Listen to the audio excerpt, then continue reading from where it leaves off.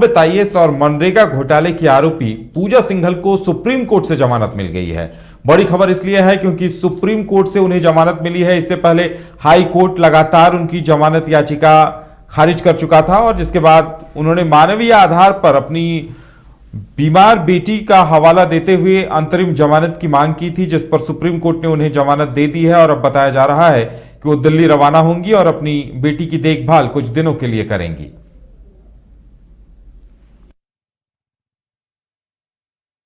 तो पूजा सिंघल आरोपी हैं मनरेगा घोटाले की। बता दें कि खूंटी में ये लगभग 16-17 करोड़ रुपए का घोटाला हुआ था और उनके सीए के पास से लगभग 19 करोड़ रुपए कैश बरामद किए गए थे, जिसके बाद वो लगातार सवालों के घेरे में है। ईडी की टीम उनसे पूछताछ कर रही है, उन पर कई आरोप लगे हुए हैं, उनका निलंबन हो चुका है और साथ ही ईडी ने उनके ऊपर पीसीए एक्ट के तहत मामला दर्ज करने के लिए भी फाइल आगे बढ़ा दी है। हालांकि राज्य सरकार अभी तक पीसीए एक्ट के तहत, प्रिवेंशन ऑफ करप्शन एक्ट के तहत मामला दर्ज करने के मामले में पीछे है। अभी तक मामला दर्ज नहीं हुआ है। विपक्ष इस पर सवाल भी खड़े कर रहा है, लेकिन बड़ी खबर यह है कि इन सब के बावजूद उन्हें जमानत मिल गई है। जमानत मानवीय आधार पर मिली है।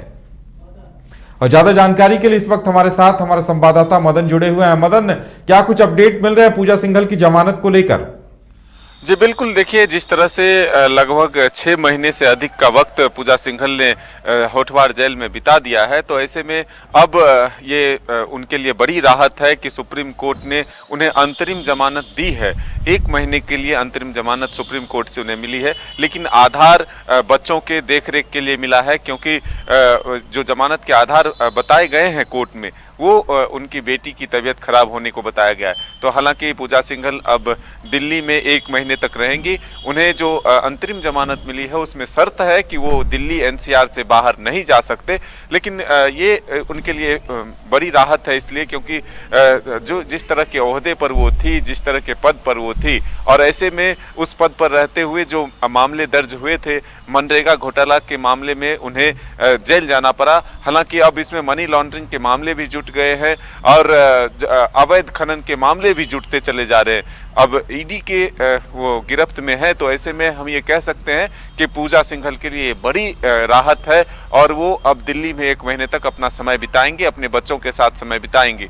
लेकिन फिलहाल अगर आप देखें तो झारखंड में मई महीने से ये प्रक्रिया शुरू हुई है। ईडी ने जो कार्रवाई शुरू की वो लगभग मई के महीने से हुआ था, लेकिन नवंबर में पूजा सिंघल की जमानत याचिका को हाई कोर्ट ने खारिज कर दिया था। अब जब वह सुप्रीम कोर्ट की रुख इख्तियार की थी और अब जब उनको राहत मिली है, तो पूजा सिंघल के लिए राहत भरी सांस की ये खबर है। लेकिन अब जिस तरह से हम देखें तो कई लोग इस मामले में जेल जा चुके हैं। पूजा सिंघल के जो सीए थे सुमन कुमार, उनके घर से कैश बरामद हुए थे लगभग 19 करोड़ से अधिक के रुपए, उस मामले में वो भी जेल जा चुके हैं। प्रेम प्रकाश जो है वो उनकी भी गिरफ्तारी हो चुकी है। कई लोगों से पूछताछ हुई है, कई लोगों के यहाँ ईडी की छापे पड़े हैं। तो मनरेगा घोटाला से जो मामले की शुरुआत हुई वो अब मनी लॉन्ड्रिंग और अवैध खनन तक पहुंच चुका है। तो झारखंड में लगातार ईडी की कार्रवाई पिछले 6 महीने से अधिक वक्त बीत चुके हैं, जो जारी है वो निरंतर आगे बढ़ता जा रहा है। जांच के दायरे में कई नाम जुटते जा रहे हैं। अब देखना होगा कि पूजा सिंघल के जब अंतरिम जमानत खत्म होते हैं तो क्या फिर से जमानत की अवधि को बढ़ाने की कोशिश की जाती है या फिर उन्हें जेल आना पड़ता है। बिल्कुल मदन, लेकिन एक सवाल है कि ईडी ने अपनी तरफ से पीसी एक्ट के तहत मामला दर्ज करने को कहा है। राज्य सरकार ने अभी तक इस पर पहल नहीं की है, जिस पर लगातार विपक्ष सवाल भी खड़े कर रहा है। जी बिल्कुल, देखिए ये बातें लगातार सामने आ रही हैं कि पीसी एक्ट से के तहत मामला दर्ज करने के लिए ईडी ने पहले ही लिख कर दे दिया है। तो सरकार की तरफ से जो देरी हो रही है, इस पर विपक्ष लगातार सरकार पर हमलावर है।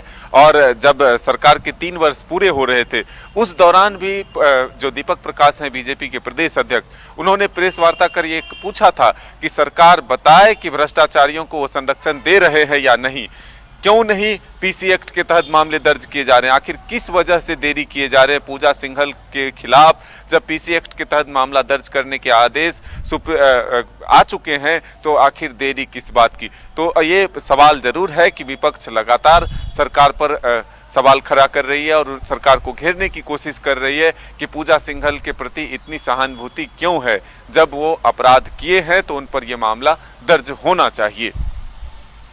बिल्कुल देखने वाली बात यह होगी कि आने वाले दिनों में ईडी ने जिस तरह से पीसी एक्ट के तहत मामला दर्ज करने को कहा है तो उस पर क्या होता है, और पूजा सिंघल को जमानत मिली है उसके बाद ईडी की जांच कहां तक पहुंचती है और आगे क्या कुछ होता है। मदन, हमारे साथ जुड़ने के लिए और तमाम जानकारी देने के लिए आपका बहुत बहुत धन्यवाद। और फिलहाल हमारे साथ श्री बालाजी लेकर आए हैं बिहार झारखंड में सबसे कम दरों पर धार्मिक रेल यात्रा।